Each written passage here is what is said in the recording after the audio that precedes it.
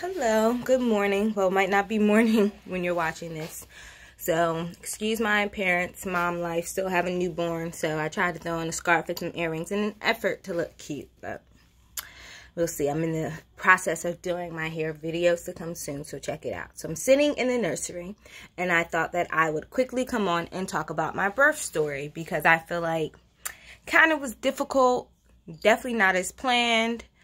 I ended up going into labor prematurely. I had a premature rupture of membranes, which means my border broke earlier than what it was supposed to at 35 weeks. My son is now 12 weeks today, actually.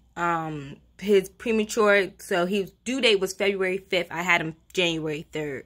So he should be, what, maybe about 7 weeks now. I don't know, I'm guessing. If he was born on his due date. So, let's get into this story so this video is not too long. So, like I said, I went into birth or labor prematurely and my water broke. So, I did not start having contractions on my own. My water just broke. So, I was in bed, rolled over, felt some water trickle out. It's like, oh, that's funny. Maybe I peed on myself. Again, 35 weeks, I was almost 9 months. I think I had maybe like another week to go and I was technically 9 months. So I figured I probably just peed on myself, right? Makes sense. Let's go to the bathroom, clean up, whatever, change my underwear, go back to bed, fell asleep. I'm not sure how long it was, but I rolled over again. Felt it again, and I'm like, okay, now it's strange because I shouldn't have peed on myself twice. And I shouldn't have had to pee on myself when I just peed. So I went in. By the time I made it to the bathroom, whoosh, water gushes out. Bits of my mucus plug are on the floor. TMI, I know. But if you're watching this video, you're probably here for a reason and you know all about that. So mucus plugs on the floor. At this point, my husband was no longer sleeping in the bed with me because I was pregnant and uncomfortable, and then he snored, and it was already hard enough for me to sleep, let alone listening to him snore. So I'm yelling, babe, babe, babe. So he hops up out his sleep because, you know, his pregnant wife is screaming. So I'm like, I think my water just broke. He's like, are you sure? So mind you, this whole time, I have no idea what that's on my shirt. But this whole time, he's trying to convince me that that was not my water that broke. He said, oh, I think that's your mucus plug. So the non-pregnant husband is trying to convince his pregnant wife that her water did not break. And I'm going back and forth with him at this time. So, the way my doctor works, which is probably what most doctors, you call the 24-hour line. The operator will transfer you to, I was using midwife, so left a message for the midwife, and the midwife ended up calling me back. So, she said, how far are you? I said, I'm only 35 weeks. Are you having contractions? At this point, I was not having contractions. My body actually never started having contractions, which was part of the problem. So she said, put on a pad. If you soak the pad or the pad is still wet, call me back. And I think like 30 minutes. At this point, it's like 2 o'clock in the morning. So my husband's on the internet searching because, again, he does not think that I broke my water, even though I'm continuing to leak. At this point, I had already gone through 2 pairs of underwear, and now I have a pad on, and the pad's still wet. So she's like, if you soak the pad. I didn't really soak the pad, but I'm going to call her anyway because I experienced what I experienced in the bathroom with all this water coming out, and I'm going to the hospital. I don't care. I'm not going back to bed. And if you didn't know, which I didn't know, and I found out at the hospital, that your amniotic fluid continues to replenish itself and you will continue to leak until you had the baby. So I found that out. But anyway, I called her back. So she's like, okay, go into labor and delivery. So labor and delivery, this process was pretty quick. I got in. Again, there was nobody really there. It was the hospital's 30 minutes away from me. So it was probably about 3:30, 4 o'clock. Mind you, we had to throw some stuff in a bag because I had no hospital bag packed at 35 weeks. I thought I had a little bit longer. Because they always tell you as a first-time mom, you're going to be a while. You're going to go over your due date. So I'm thinking, like, I'm going to 41 weeks, 42 weeks. What's the rush? Good thing that I actually had my baby shower early to beat the holidays. So I had my baby shower December 9th. So at this point, at 35 weeks, I already had my nursery completed. So I was thankful for that. But I did not have a backpack for me or my baby. On top of being scared because I knew that I was only at 35 weeks and I knew that he was already small. I'm only 5. Pre-pregnancy, I was 5. Well, I'm still 5'3". Pre-pregnancy, I was only 128 pounds, so I'm petite. And they told me he was small. I had just went to the doctors at 32 weeks and he was only, I think 3 pounds, 9 ounces. So at 35 weeks, I'm like, you know, he's not going to be big. He's not a big baby. And I've known people in my family who's had babies at 35 weeks. And their babies were born 6 pounds. Cool. But I knew he wasn't because he was already running small. Which was fine. You know, they say if you're petite, you might have a smaller baby. But I knew he was only going to be but so big. So we get to the hospital. That process goes pretty quick. They take me into, I don't know if it's triage, whatever it's called. I'm not sure. But they take you into the room before you actually get admitted. She does a swab. She's like, okay, it is your amniotic fluid. We're going to admit you. So they admit me, sign the paperwork. I meet with the midwife. She checks me. I'm like 1 centimeter dilated. Mind you, again, my body never started having contractions. So there goes my natural, unmedicated labor out the window. In my mind right then. Because I'm like, I know once they put me on Pitocin, it's going to kick my ass. Excuse my language. And I'm going to need an epidural. So I'm there. So they start me on misoprostol because I was not even, my cervix was not thinned out at all. Like my body was not going into labor at all. My water just broke. So they put me on misoprostol, which was every 4 hours. They gave me a pill that started mild contractions, but they were very, very bearable, like period contractions. I saw them on the thing. They weren't bad at all. So that was to thin my cervix out, but not have the contractions. So then my contractions started coming too fast. And it was like, oh, we don't want it to be too strong because this is just to thin your cervix out. We don't want you having strong contractions yet because your cervix has not thinned out at all. So I was getting that every 4 hours. Also, since I never got my group B strep test, I was on an antibiotic drip that I also got every 4 hours, which burned like hell every time they put it in my arm. So that was something else that I was getting. At this point, I want to say around 11 o'clock, they were doing this every 4 hours. I really didn't get much sleep because they were in there every 4 hours. And it took me a while for them to get me checked in. By the time I got checked in, met the midwife, she checked me, they put me on these medications, explained what was going on. It maybe was like 7, 8 o'clock. I'm a teacher, so we were still out on Christmas break. That was... So when did I have him there? So this was the second I was due back to go to work on the third. The day that I ended up having him, I was actually due to go back to work.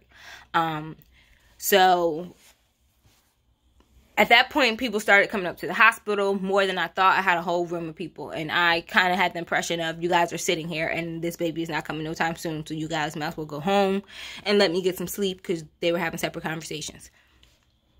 So they kept doing that. Again, I was not dilating. Nothing was happening. So then they eventually put me on Pitocin. I didn't want an epidural, so I asked if there was anything that they could give me. She said they can give me a narcotic. I had to get it now because if I get it too close to labor, it's going to affect the baby. So at that point, kicked everyone out the room because it was going to make me drowsy. She gave me the Pitocin. I don't know how many hours I was on the Pitocin. She said, you know, I'm going to come back. We're going to keep increasing it. I know she did increase it a couple times. I was able to get a little bit of sleep with the narcotic. I drifted off, woke up, boom, in the worst pain of my life. Like that quick, fell asleep, woke up, pain was so bad. Contractions were coming back to back to back to back to back. Whatever medication they gave me, I'm not sure if it's the misoprostol, the antibiotics, the Pitocin, my legs were very swollen and heavy, and I felt like they were going to burst open. Horrible, but that's how I felt. Every time I had a contraction, it was not in my stomach, it was not my back. That was all bearable. It literally, every time I had a contraction, the pressure in my legs was unbearable. Even when the nurse came to give me the hot compress, I'm like, it needs to go on my legs because the pressure is unbearable. You hear me? Unbearable. So I ended up getting an epidural. That was fast. Anesthesiologist came. Everything was quick. Once I got the epidural, if I would have known, maybe 10 or so minutes later, they had to stop the Pitocin because every time I had a contraction, his heart rate would drop. So they monitored that for a while. The nurse constantly came in, was moving the monitor, was flipping me over, trying to figure out if they could allow me to be on the Pitocin and his heart rate not drop. So they took me off, and it still continued to happen. My body was having punk contractions, not really doing anything. So again, I think I maybe was at 3 centimeters this time. And it was now, I got to the hospital around 4 a.m. It was now like 7, 8, 9 o'clock at night, something crazy like that. And I still was only 3 centimeters dilated. So I'm coming up on being here for 24 hours. And I'm 3 centimeters dilated. So I'm like, I'm tired at this point. I wanted to say just go ahead and give me a C-section because I kind of knew that's where I was heading. So let me hurry up because he's whining. What was I saying? So they tried everything. My midwife was good. She was trying to not have me get a C-section. So I guess they put, I don't know, they put a bulb or syringe. Horrible. They inserted it into my uterus. They were pumping water in because they said maybe since I do not have any water in my uterus, every time I'm having a contraction, it's collapsing on his umbilical cord, and that's why he can't breathe. And maybe if they keep liquid in there, he will stop. So they did that again for about 4 hours. About every 10-15 minutes, the nurse had to come and flip me on my side. So again, I was not sleeping. That was all through the night. She was flipping me on my side. I was petrified to get whatever they were doing because apparently nobody in the hospital had done it. None of the nurses had witnessed it or done it. The midwife was like, yeah, I've done it like twice. Haven't done it in a while, but I've done it like twice. So she was in there. My nurse was in there. Another nurse was in there, or another midwife. I think it was another nurse, like the supervisor, and another nurse were in there. And I think the other nurse kind of was in there just to watch because she was like, I want to see what's going on because nobody has never done this before. So I did that. Mind you, again, massive wood goes up with gravity, liquid's going to come out. Mind you, this whole time I thought something was wrong because I was bleeding. And they told me, oh, you're bleeding. That means you're dilating, like bleeding. Even my husband was like, you're bleeding a lot. Oh, no, you're fine. It's because you're dilating. So they did that. That did not work. So she came back and told me, well, since you're not dilating, I think I maybe got to a 7. At this point, it had been a little over 24 hours since my water has broken since I came in there. They decided to go ahead and give me a C-section. That prep went pretty fine. Come to find out, I also had a placental abruption, which means my placenta was separating from my uterine wall, which is also what I think was causing some of the bleeding. So I went in, had a C-section. He was born. He was only 4 pounds, 12 ounces, so he was tiny, like I suspected. They told me that he was going to have to go straight to the NICU regardless because I was only 35 weeks. He was breathing on his own, eating on his own. He only had problems regulating his body temperature because he had no fat on him, like no fat at 4 pounds. But he only spent 1 night in the NICU, and then the next day he came into my room. No medical problems whatsoever. Still very premature. He had to wear preemie diapers, preemie clothes, which of course I had none of. So my family was good and was able to go out and get that. At 12 weeks, he's still in 0 to 3 months. So he was in newborn for a while. So he will be 3 months, and he's in 0 to 3 months. He probably will be in 0 to 3 months. I want to say at least a few weeks into April, if not past that, because he has some 0 to 3 month stuff that he cannot wear. So he only spent 1 night in the NICU, and the next day he was wheeled into me. Again, I ended up having a C-section. They told me I had to stay in the bed for 12 hours, so I wasn't even able to visit him in the NICU. I still had the catheter in, had to stay in the bed. I hope that I never had to have a C-section again. It was a scary experience for me. I ended up crying when they wheeled me in, and basically crying through the whole thing. I didn't like, the epidural was one thing being numb, but I didn't like having nothing, like arms pinned down, can't move, can't do anything, and the shaking was uncontrollable. I didn't get any sickness, any nausea. Everything went fine after that. It was just a rough labor. So I had him at 6:35 on the 3rd, and I went into the hospital at around 4 o'clock on the 2nd. So I was there like I said, for a little over 24 hours of labor, up and down, back and forth, but thank God he's here. If anybody would like any more videos on some tips with premature, because we're going through it now, I think he's a little bit behind in terms of like his sleep schedule and everything.